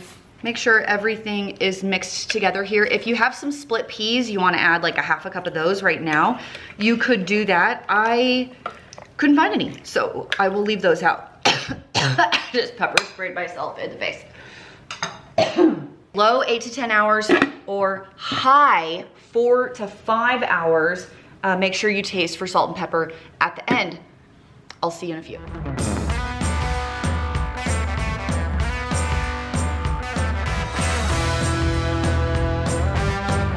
For our steak and vegetable soup, I'm starting off with some stew meat cut into slices like this. A quick salt and pepper of all of these will be perfect. And this is an extra step. You don't have to do this step, but it's gonna add so much flavor. It would be a bummer if you didn't do this. So salt and pepper over all of this, and now I'm gonna do a drizzle of chili powder or chipotle peppers and a drizzle of flour. We're gonna sear these beautiful cuts of beef in a skillet before we put them in the crock pot. And that searing is gonna make it really, really delicious. Now, my favorite application in the skillet is bacon fat. Of course, you don't have to use that. You can use any cooking fat that you have available. I have my seared meat. What is it about beef that just makes me so excited? I'm a psycho. 1 cup of chopped onion, 1 cup of chopped carrots. In those go. If you wanna add mushrooms, you can, but for me and my house, we will 86 the mushrooms, and 1 bag of vegetable mixed veggies going in just like that. Nice and frozen, nice and easy. And I tried to like dissolve some of my beef broth cubes and it looks weird. So ignore that, but that's all this is. Beef broth cubes in water. I'm gonna do as much as I need to kind of cover this, about half, kind of about like that. I'll save the rest for something else. And a little drizzle of oregano. I have ground oregano here, a little bit of that on top, just like so. We're gonna go on low for 10 to 12 hours or high for 5 to 6. I'm gonna go high because that's the way I roll. I'm not even sorry. Grab your lid. I gotta find my lid. Ooh. There we go. I'll see you in 5 hours.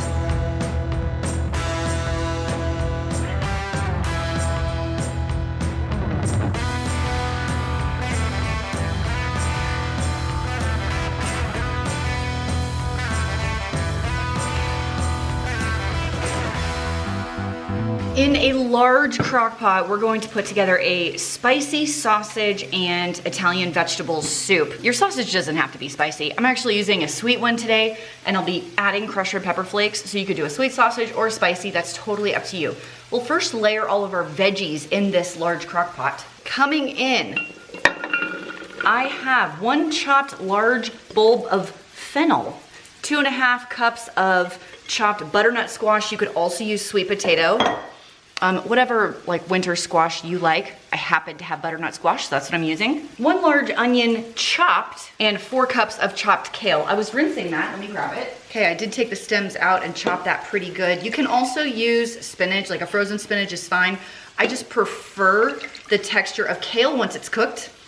Spinach, in my opinion, tends to get a little slimy and kale is sturdier. 1 can of your favorite bean. You can use a kidney. I had these burlati beans, I think is what they are. If you can hear sizzling in the background, it's my sausage finishing up browning. You do want that cooked, 1 pound of sausage. And I have just a drizzle of crushed red pepper flakes because I'm not using a spicy sausage. That's probably half a teaspoon. Next up, I'm adding 4 cups of chicken broth. You can use the powdered stuff. You can use a Better Than bouillon. I just happen to have these quart guys that I found on clearance. You'll want another 1 cup of white wine. Now, I don't have any white wine, so you can also just sub for more chicken broth, which is what I will do. I also have half a teaspoon of this rubbed sage, a little sprinkle of that on top, and the sausage coming up last. And 1 pound of your cooked sausage, spicy or sweet, your call. That, my friends, is all there is. Easy peasy rice and cheesy. And we'll cook on low for 8 to 10 hours or high for 4 to 5 hours. Check back in and taste for salt.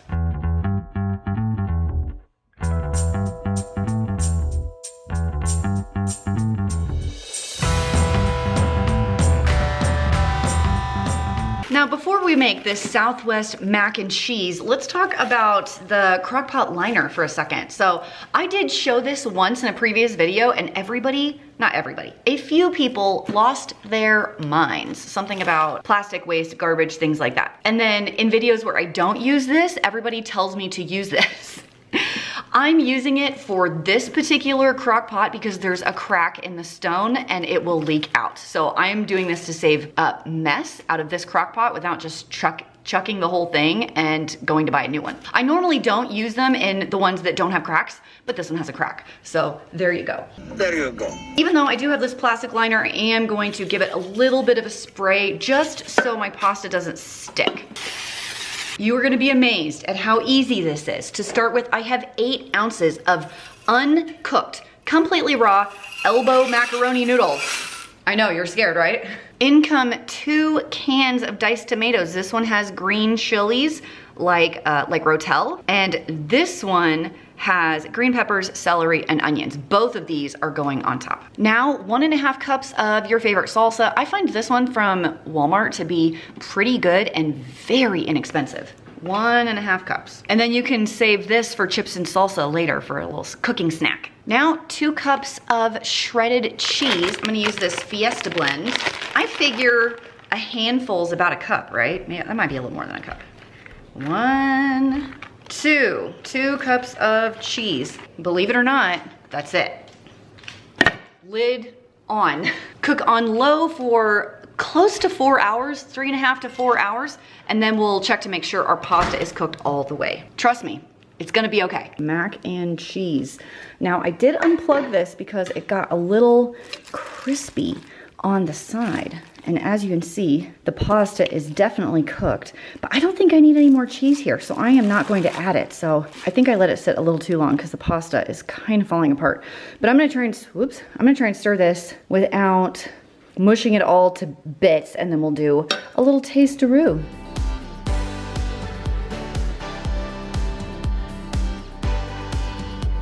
This is really pretty good, but I think I'm going to change the name to salsa cheesy pasta because it's not really reminiscent of mac and cheese. So if you're expecting a mac and cheese, this is not it. But it does taste good, so just consider it like a pasta dish. I feel like making a little bit of a cocktail for people, and it's gonna be some kind of barbecued, tangy, little Smokies because I love these guys. When I was a kid, my mom would make pigs in a blanket with these guys and some cheddar cheese and the Pillsbury crescent rolls, right? I mean, if you've had those, give this video a thumbs up. A half to 1 cup of either ketchup or chili sauce. This is a spicy ketchup, so I figured it's like a little bit of both worlds. And a half to 1 full cup of apricot or peach preserves. I went with the sugar-free on this one. So this one's just apricot, pectin, and citric acid, and that's all. So it shouldn't be overly sweet. And I know I said like a half a cup. I'm really not gonna measure. So that's probably a third of a cup, 1 cup. I'm just gonna do this a little bit. Obviously, if I had like a 1.5 quart little crock pot, this would not look so ridiculous because there's not that much in here, but you know, we work with what we have instead of going to buy stuff all the time. So lid on, cook on low for 2-ish hours. You could probably do high for 1 hour if you're serving it really soon. And what I love about this is it keeps it warm until you're ready to serve. Oh, steaming up the camera. These are now hot. Everything has like kind of melted together. Pull out some toothpicks and get ready to serve these to your guests. Oh, they smell delicious. I am feeling like dessert today, so we will make a fondue. There's 2 ways to do this. You could make it on the stove, throw it in your crock pot to keep warm as everybody dips their items into it, but I'm gonna try and melt everything in the crock pot itself. So first, let's spray the interior with some cooking spray. And just because we're working with marshmallows today, and marshmallows are sticky. Step 1, an entire container of marshmallow cream. And if you've never used this to make a fluffer nutter sandwich, which is peanut butter and marshmallow cream, you really need to try it. Like, it's not good for you in any way at all. Hopefully, if you're eating this, you're not under the illusion that it's good for you, but it tastes really, really good. It could be a fun treat. I actually didn't discover it until I was an adult. It wasn't something I'd ever heard of before. Can't remember why I learned about it in the first place. But anyway, we're gonna put this entire container in our crock pot here. And if you get it on your finger, make sure you lick that off. 1 cup of actual marshmallows, because a jar of marshmallow cream is not enough. Clearly, this is only a 3/4 cup, so you see how I kind of spilled? That's about a cup. 8 ounces of semi-sweet chocolate chips, which is about half of that bag. And 3 tablespoons or so of half and half, so that's just shy of a 1/4 cup. Don't forget the vanilla. You don't have to measure that. That's all there is. I'm not really gonna stir it around because I just want it to kind of melt together. And because my slow cookers cook on kind of hot, honestly, I'm gonna put this on the keep warm function for a couple of hours until I'm ready to dip my pretzels and my strawberries and my bananas in this. Okay, we're checking on the fondue because everything looks nice and melty. Ooh, yes. Just wanna make sure this can all come together. I think we can be about ready to dip some deliciousness in here. Look at this. I think we are there. Look how smooth this is, and I wish you could smell it because it smells so good. So time to get some dipping items.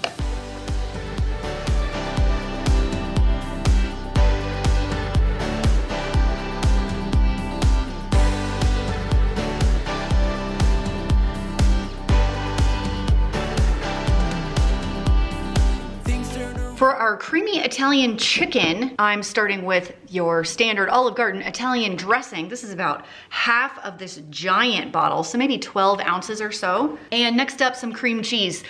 So I have this plain guy. This is not very full. If you don't have this, just a full block is fine. But I only have half a block, so I'm finishing it off with this, just plain cream cheese. So this will be chunky in here because it's not gonna melt until later. Gonna add 2.5 pounds of boneless, skinless chicken breast. These are actually tenders. And I'm just gonna smush them all around just like this. This part you do not have to do, but I'm going to do. You could add some fresh pepper. You pick up as a way of go, okay? Okay, low for 6 to 8 hours or high for 4 hours. Then we're gonna come back in and shred that up. And it has been low for 6 hours. My chicken's fully cooked. I think I'm gonna use a whisk to kind of mush this up. There's my cream cheese. After your mixture is shredded and mixed together, add 1 pound of your favorite cooked pasta shape and mix until combined. Oh, she's so hot. Serve along a beautiful Caesar salad and you are good to go. Dinner on the table in minutes. For my crock pot chicken tacos, I will start with your favorite salsa. Now, I don't have any red salsa in the house. I'm gonna use this. And I also found in the fridge just a teeny bit of leftovers, so I will eliminate 2 jars out of my house today. It was like 1 tablespoon. Your favorite taco seasoning mix. This hot and spicy is no joke hot and spicy. So if your spice tolerance is milk, maybe use a mild one. To my salsa spice mixture, I am adding 2 pounds of boneless, skinless chicken breasts. I drained all the excess fluid out of that. And they don't have to be coated, really. I'm just gonna kind of mush them in there. Low for 6 to 8 hours or high for 4 hours. I'll see you then. And it is time to shred the chicken, and you can use a whisk. You could also use a meat masher to get in here and shred up all this chicken. Either works fine, so whatever you have hanging around, it's all good. And then I will pull out my favorite taco toppings and shells. You could do nachos, you could do chips, you could do chicken taco salad if you want. I'm gonna do standard soft shells or tortillas for our tacos today. I was gonna get out some lettuce, and then when I pulled it out, I realized it's past its prime.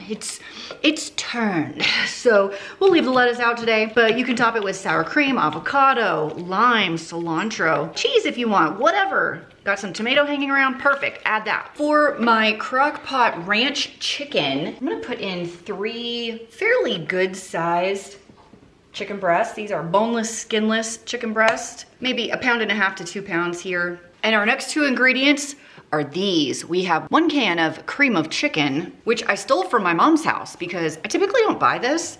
And I'm pretty sure it expires this month. And I was trying to help my mom by getting rid of all of her expired food in her pantry. Aren't I a great daughter? It never occurs to me to buy these because I probably only use maybe 1 can a month. I don't use it often to cook, but in situations like this, when you need an easy grab and go, it can be really, really helpful. So I should probably put a couple of cream of chickens and a couple of cream of mushrooms on my shopping list just to have. So I'm gonna spread this out just a little bit. For the ranch, you could use a 1 ounce packet like this, or you could do a container like this guy. I'm gonna use this one because it's spicy. Oh, don't pepper spray yourself. And 1/2 can of water just to get it going here. Cook on low for 6 to 8 hours, high 3 to 4 hours. Once the ranch chicken is all done, I like to serve mine on some really warm, creamy mashed potatoes. You know what? Pasta could also work for this. And I'm not even gonna shred this chicken. We're gonna do an entire chicken breast like this right on top. And you gotta have some of that sauce. And I am about to cook up some frozen green beans. I found a bag in my freezer so I could do a nice little green bean situation over here on the side. Oh my gosh, doesn't that look so, so good? Talk about comfort food. For my orange chicken, I have 5 chicken breasts in here, but you could do 4 to 5 is a good amount. They're kind of smaller, I'd say about 2 pounds of chicken, and you could do a combination of things. I'm gonna start with this orange sauce from Panda Express. You can get this at Walmart. And I just had it in my fridge, so I think this is a good use for it. If you don't have this, you could also use orange marmalade in combination with your barbecue sauce. So I'm just gonna use the rest. Maybe that's too much. Whatever, it'll be fine. I'm just gonna use the rest of this jar. We're looking at about 1 cup of an orange sauce or orange marmalade, whichever one you have sitting around. Next up, we're gonna do 1 cup of your favorite barbecue. Got this one on sale. And I am eyeballing this to some extent. That looks like a cup. And you could throw in a dash of soy sauce. I have these little ponzu packets. I wanna use them up, so I'm gonna throw these in here. I'm just gonna mush this around a little bit, kind of get it under the chicken. Lid on, low for 6 to 8 hours. Don't forget to cook up some rice to serve this with. Okay, my orange chicken is done. And I've decided the meat masher, my favorite application here. I just wanna shred up this chicken, and I do have excess sauce, but that's fantastic because we're gonna pour this all over rice. You wanna throw in some veggies, some frozen broccoli, that would also be delicious. Don't use a slotted spoon for this because you want all the juices. This is gonna be an excellent high protein meal if you make the serving sizes fairly large. Look at all that juice soaking into the rice. Oh yeah, it smells amazing. Did you make it to the end? I've got as many of the recipes as I can possibly bring together down in the description box for you. Thanks for hanging out with me. Let me know which one of these is your favorite crock pot meal, and I left timestamps so you can come back to them. I love you guys. Have a great day. Bye.